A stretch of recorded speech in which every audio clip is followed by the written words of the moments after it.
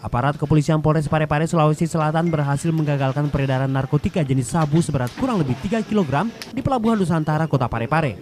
Tersangka yang menjadi kurir barang haram ini mengaku sabu ini dibawa dari Tarakan, Kalimantan Utara dan rencananya akan diedarkan di Kabupaten Pindrang dan Kabupaten Sidrap, Sulawesi Selatan.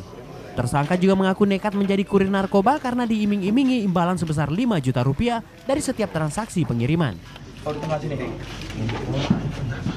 sambil jongkok. Dengan menggunakan kapal motor Lambelu, tersangka membawa barang tersebut dari Tarakan menuju ke Parepare. Namun bisa berhasil kita tangkap di sini dan tujuan akhirnya nantinya apabila barang ini lolos, nantinya akan dibawa ke Kabupaten Pindrang. Namun untuk yang terlibat di dalam ini semua kita sudah mengetahui.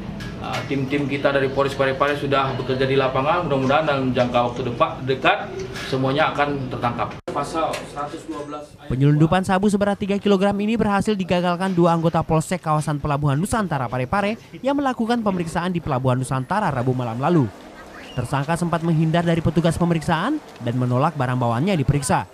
Tersangka juga berusaha kembali ke dalam kapal KM Lambelu yang ditumpanginya dari Pelabuhan Tarakan menuju Parepare. Terkait kasus ini, pihak kepolisian sendiri akan memperketat pengawasan di pintu masuk maupun pintu keluar Pelabuhan Nusantara Parepare, Sulawesi Selatan.